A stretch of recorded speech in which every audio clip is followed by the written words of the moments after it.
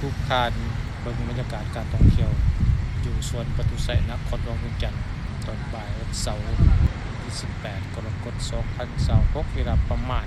15 โมงปลายวิดีโอตอนนี้เป็นตอนที่2สำหรับที่18เบิ่งบรรยากาศกันเบิ่งวิดีโอตอนที่2สำหรับวันเสาร์ที่18กรกฎาคม2026มีนักท่องเที่ยวหลายสมควรเนาะนักท่องเที่ยวจากยุโรปอเมริกาก็มีขาดผู้ใดก็ไม่นักท่องเที่ยวจีน เพราะว่ามาง่ายนักท่องเที่ยวจีน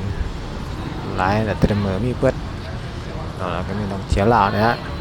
หลายนักท่องเที่ยวลาวก็ได้วันเสาร์วันอาทิตย์ที่เจ้ามาเดินมาเที่ยว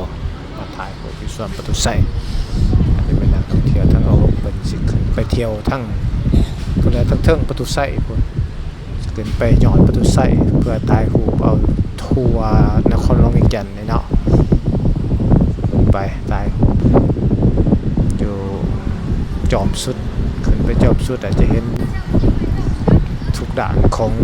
ตัวเมืองเห็นอยู่ในมุม360องศาคือว่าปินไปทางใดก็เห็นหมดว่าซะเนาะปทุไสสูงประมาณ46เมตรนี่แหละ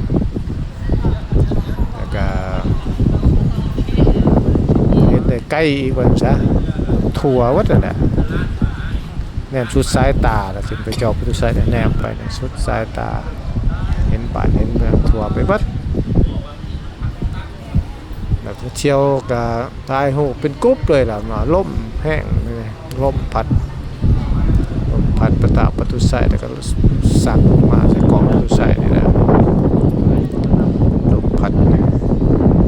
สังเกตเบิ่งกะหูเนาะ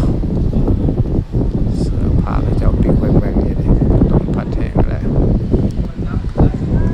ก็จะก็ถ่ายรูปเอาหน้าตัวเองแล้วก็เอาพื้นล่างเป็นเพดานปทุไสเนาะปงโทรศัพท์ไว้พื้นแล้วก็พันกันยืนจุ่มกันกบหน้าของโทรศัพท์จะเห็นหน้าของกระเจ้าแล้วก็เห็นภาพหลังนี่แม่นและทั้งเทิงเพดานปทุไสบนเสมีลวดลายศิลปะลาวล้านสร้างเนาะลวดลายที่แกะสลักแสดงถึงก็เป็นมาของวรรณกรรมพลักพลามตัวละครของวรรณกรรมพลักพลามแกะสลักอยู่ในเพดานปทุไสสวยงามลงโทรศัพท์ไปพื้นแต่ถ่ายรูปเนี่ยจะเห็นเพดานนั่นแหละเพดานปทุไสเนาะเที่ยวหลายกลุ่มก็จะเป็นจังซั่นนี่ก็เฮ็ดเห็นว่านี่2คนนี่ก็ถ่ายเอาพื้นปทุไสกันโปกโทรศัพท์ลงแล้วแนมหน้าส่องไปได้ทั้งหน้าตัวเองได้ทั้งพื้นหลังเป็นเพดานของปทุไสเนาะหลายคนเฮ็ดจังซี่ละนักท่องเที่ยวเพื่อจะได้ภาพอยู่ปองปทุไสเนาะเป็นภาพที่สำคัญสวยสดงามเนาะภาพไฮไลท์ของเพดานปทุไสว่าซะกองปทุไสเป็นลวดลายตัวเพดานเป็นลวดลายที่สวยสดงามเนาะลวดลายที่เป็นเอกลักษณ์ศิลปะลาวล้านสร้างโดยแท้สวยงามสุด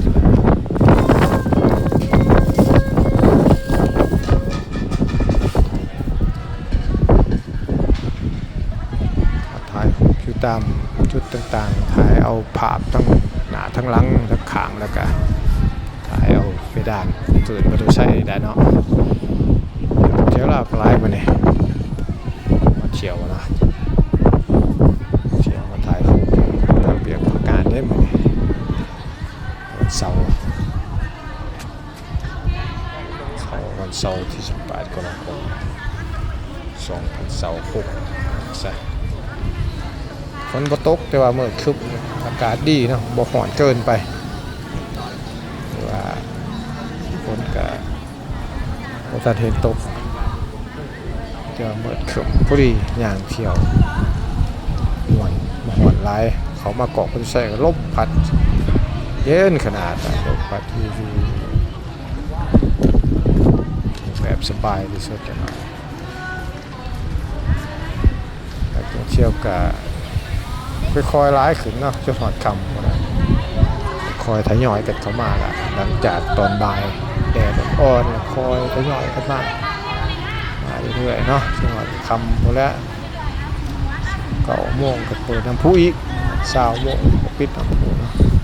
หลังจากปิดน้ำพุก็คอยแยกย้ายกันกลับบ้านจนวันหนึงก็อยู่จนดึก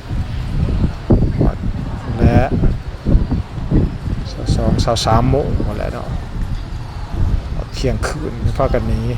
บางคนก็ได้เที่ยวลาวด้วยกันเที่ยว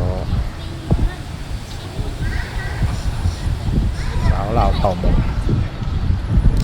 จะเป็นนักศึกษาเรามาเป็นกลุ่มนะเห็นกลุ่มนี่ก็หวายร้ายเราไป10 ปลายคนก็ได้กลุ่มแต่ผู้บ่าวผู้สาวทั้งนั้นแหละเนาะบ่าวผู้สาวเผ่ามงสาวเผ่ามงผู้บ่าวผู้สาวเผ่ามงในนครหลวงเวียงจันทน์ก็มีหลายบ้านเลยบ้านใหญ่ขมือก็แถวทาดินแดงจังซี่ก็โอ้หลายเนาะบ้านเผ่ามงบ้านใหญ่แถวทาดินแดงเมืองไซธานีแม่ละเมืองไซธานีแล้วทาดินแดงเนาะก็ถือว่าใกล้เติมแล้วเขตเมืองไซธานีนับจะลงโดไป